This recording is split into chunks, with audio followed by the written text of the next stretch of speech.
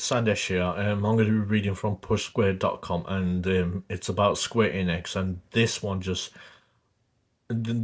makes me laugh because it just shows you how out of touch the big developers are, especially someone like Square Enix. It just tells you that they hate constructive criticism. I'm going to get into it now. Final Fantasy publisher Square Enix has unveiled a new customer harassment policy and is seemingly intent on taking a no-nonsense stance um, in the face of rising fan toxicity. Um, Fan toxicity. Look, the only ones that are toxic are the ones that issue death threats to are the ones that issue death threats. Those I understand, but if it's just constructive criticism, and then how are they toxic? It's just that they're so passionate about games. I mean, what the hell's wrong with that?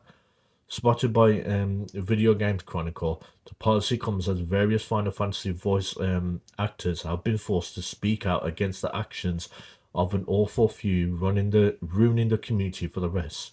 Square Enix new policy states: should Square determine that an individual has engaged in action against one of our employees or partners that exceeds social acceptable behavior or is harmful, will reserve our right to cease providing support services or to refrain from providing our group's products and services where such action is ingradious, I think that's what it says, or with malicious intent.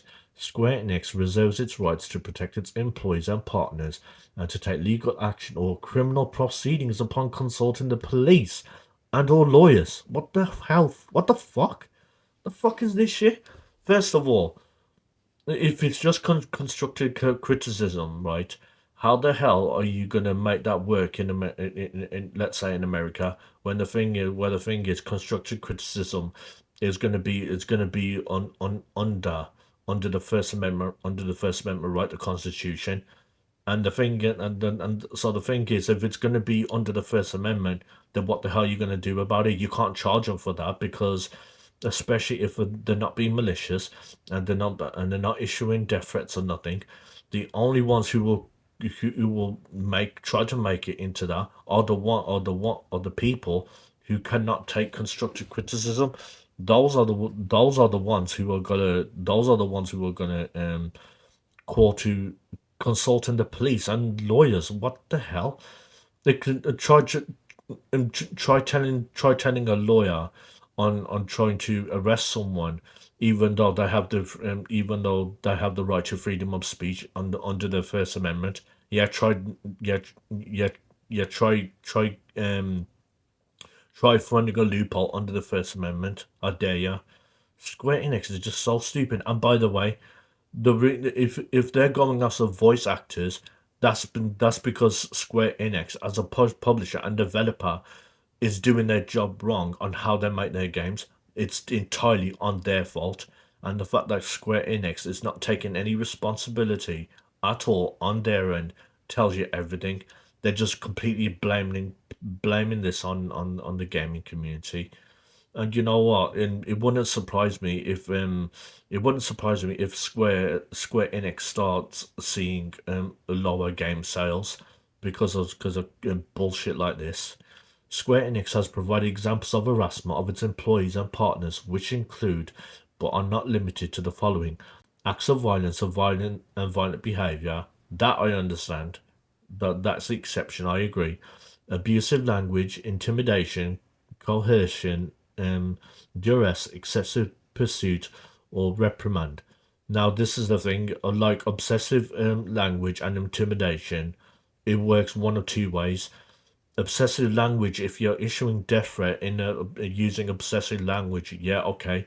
But the thing is, as far as intimidation goes, if they're using constructive criticism to criticize how the voice actors are used and how the game is, and if that's how if final and if Square Enix and the voice actors are trying to paint that as intimidation, I'm sorry, it's not intimidation. Yet again, it's constructive criticism. and defamation, slander, denial of personality, personal attacks, including email, contact form, and comment or post on the internet, advance notice of wrongdoing, advance notice of obstruction of business. Well, if you're gonna upload a voice actor's and personal details out there, I can understand that. I completely understand that. Then you know what? I would honestly say, get the authorities involved because I completely understand that. I mean that's just going too far.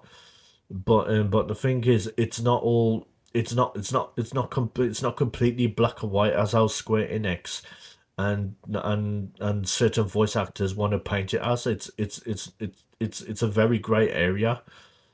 Persistent inquiries, repeated visits, trespassing by visiting or staying in an office or related facility without permission. Well, the thing is, that's on you because if they're being persistent, then the thing is, then what it is, you need to put a ban on the people that keep on doing it, and also, yeah, to have them and to also put like, oh, they can't come this far, to they can't come in a certain distance at the Square Enix offices, and also to tell their security, do not let this in, put their picture out there.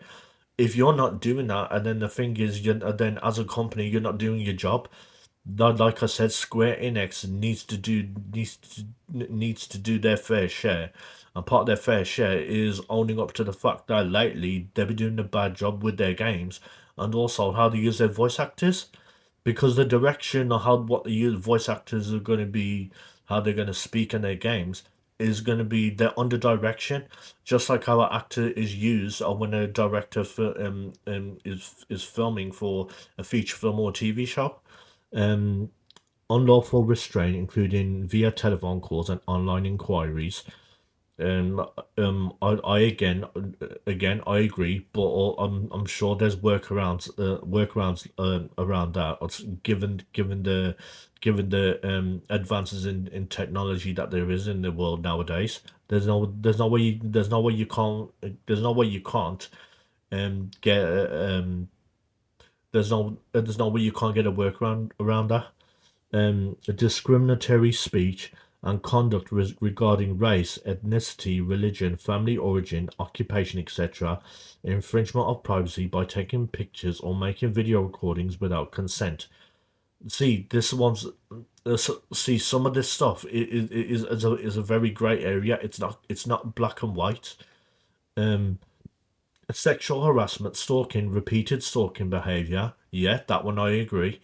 That one I definitely agree with. Is a arrestable, and a reason to arrest someone. I definitely agree with that one. Unreasonable changes of exchange of product or request for monetary compensation. Well, the thing is, I didn't see Sony complain about that about that inquiry on me when it came to Concord, and look how shit Concord ended up being. So this is it's like, what the hell? It's like, how the hell is most of this gonna hold up? As I said, it's a very grey area, and abusive language and intimidation. It depends how you define intimidation. Intimidation is not defined as one way. Um, unreasonable response or request for an apology, including face-to-face response or request for an apology, specifying the position of our employee or partners. Excessive requests for the provision of products and services exceeding social accepted norms. um Again, look, I understand. Look, this is the thing, I understand. Yeah, that there are idiot gamers out there. I 100% agree. I would take it too far, but the thing is, you can't just paint gamers as all of us are just like that, because the thing is that just, you're not being, number one, you're not being fair to us, and number two, you just you're pretty much just judging people, and that's part of the reason why people hate you. unreasonable and excessive demands for punishment of our employees. Brianna White, the voice of everything, remake and rebirth, among others, serious stalwarts have been forced to speak up after particularly toxic fans repeatedly cross the line. White takes aim at shippers, especially, which goes to show how silly in the community can be. Um, when she says, when my sibling and I would fight as kids, my mom would tell us to touch noses until we inevitably started giggling and get over it. I will say this with love. Final Fantasy shippers need to touch noses. We are all the same family in loving these characters, so relax. No, that's not what you say to grown up people. What you say to grown up people is, I understand that you're upset on the fact that how Rebirth ended up being, and possibly the first Final Fantasy VII remake. But the thing is, we don't have a problem. We don't have a problem with constructive criticism. Just don't take it just don't make it personal. That's all you have to say. Treat gamers like grown-ups. Don't treat them like children, which is clearly what you're trying to do. And obviously, and I could tell and this article on pushsquare.com is clearly trying to jump on the bandwagon to say that, and the majority of the gaming community is like a bunch of idiots, and I don't believe that's true whatsoever. Because I consider myself a gamer. I've been gaming ever since the NES was out, and so the thing is, you got to treat people with respect, but that swings both ways. You can't just say treat me with respect, but I'm not going to treat you with respect, because that's not how it works. So yeah, I just find this laughable. And again, like I said, in America, for example, they had the freedom of speech, the Constitution, the First Amendment, right? Freedom of speech. How the hell are you gonna charge someone, or when that's gonna fall under freedom of speech? Think about it. Anyway, thanks for watching, and I'll see you soon.